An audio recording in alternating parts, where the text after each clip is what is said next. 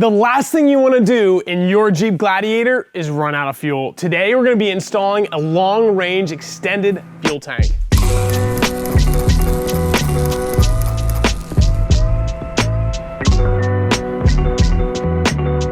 You may recognize the Gladiator that's up on the lift behind me. Recently, we installed a Magnuson supercharger and the owner loves it. He can't stop raving about how much extra power he's got and how much more fun this thing is to drive. The only complaint, I guess if you could even call it that, would be how much fuel he carries on board. See, I think what happens is his foot's smashed to the floor a lot and the thing is using a lot of fuel. As you can see, we're actually installing another Magnuson supercharger on this JL right here. And who knows, this guy maybe want to do it too. So what we're going to be doing to extend the range of the amount of fuel that you can carry on board is installing a 17-gallon auxiliary tank. This thing is pretty awesome and it's made by a company called Long Range America. It's a pretty new product and I think it's probably one of the first that's been installed in the States. These things are imported from Australia where it's very common to carry a lot of extra fuel. Back here you can see we've got all the parts laid out to do the job. Right here is this new tank. As you can see, it's all welded and powder coated and looks like a pretty nice piece.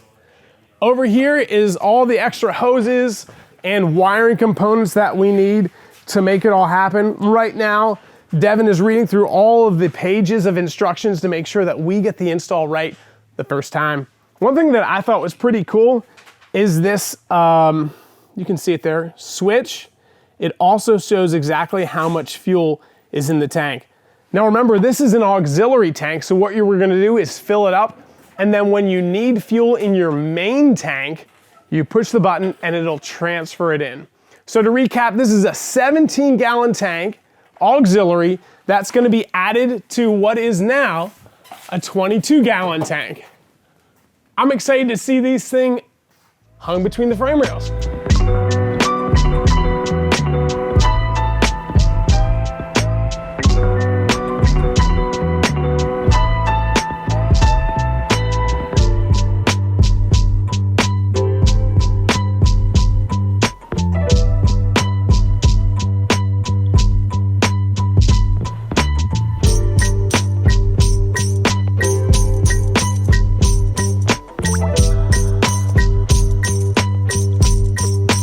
So we got the fuel tank installed late yesterday. Big thanks to Mike and Devin for putting in a couple extra hours of OT to make it happen.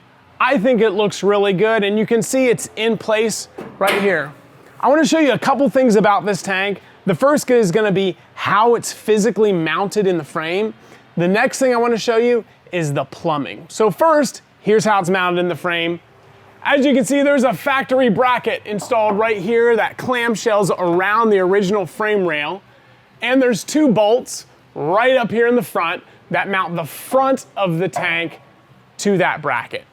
Up here you can see there's a hole that we had to drill.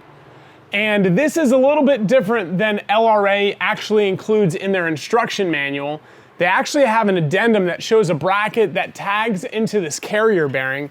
For us, it was just as easy to drill a hole and put a bolt straight through that bracket to hold the tank in place rather than modify the tank. Lastly, you can see right here, there's a bracket that's bolted in and we had to do a little bit of grinding over here in the corner to actually make some room for the cross member. But once we did that grinding, it all fit really well. While we're here, I want to show you the plumbing and most of that happens right here. As you can see, we've got the filler neck that was spliced so that we can fill it. We also have the evap system that was cut and spliced so it's all emissions compliant. And right here is the filler line so that we can transfer fuel from the long range tank to the OEM tank. Up here, tucked way up high, is the transfer pump to make all that happen. Now you can see that we still have some work yet to do and hopefully we're gonna be able to knock that out tonight. Right here is the factory tailpipe, but it doesn't go anywhere because right here is the factory Y pipe. the fuel tank actually took the place of 2 mufflers and resonators that were in this system. So what we're gonna be fabricating tonight is a pipe that it connects the whole way to here.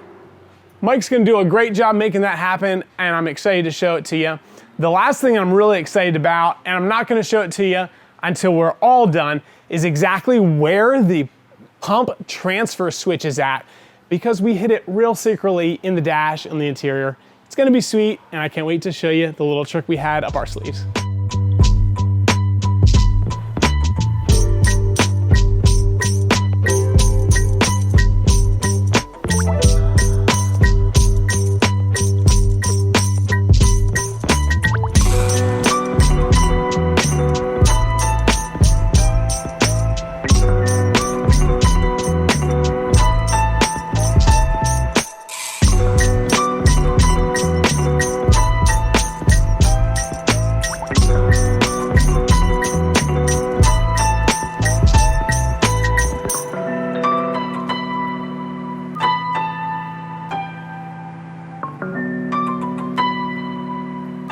So we've got the new exhaust installed and all done. Thanks to Mike for making that happen. It looks really good and sounds awesome too.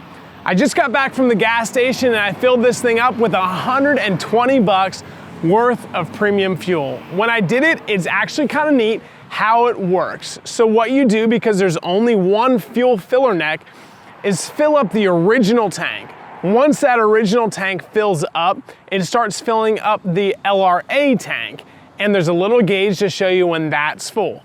Let me show you where we hid that gauge and transfer switch, because it's pretty slick. So at first sight, it may be hard to see because we don't see any other extra switches.